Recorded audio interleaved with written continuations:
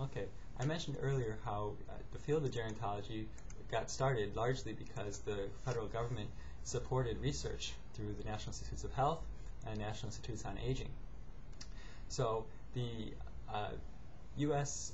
Budget, the government's federal budget, is largely targeted towards seniors. It's quite fascinating. There's a chart in the PowerPoint that shows that 23.5% of federal spending in 2001 was for Social Security, and 12% of the federal budget was for Medicare. These programs clearly are targeting primarily seniors. Both also conserve the disabled. However, the vast majority are seniors.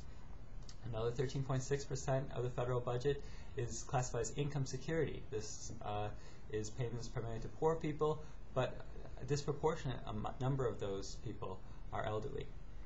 So you can see well over a third of the budget is directly spent on the elderly, whereas they're only about 12% of the population. So there was some concern in the 1980s about generational equity. Are we spending too much on the elderly and not enough on children? And while that debate seems to have subsided in the academic world, realistically, this issue will continue to haunt us as both the raw numbers of elderly are increasing and as our population becomes increasingly elderly.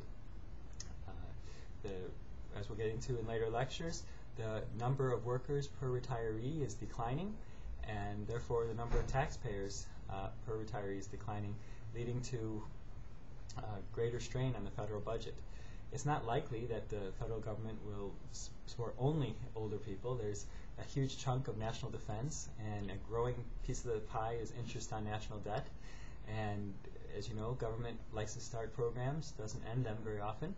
So other bureaucratic spending will increase, and as you've probably realized, there's a big drive now not to raise taxes, and without raising taxes, it's hard to say how we could possibly continue these programs without massive changes to their implementation. So in the coming weeks, we'll explore just how bad the problem is, what are some of the possible solutions, and what's the likelihood of these programs continuing on either in their current state or in some modified state.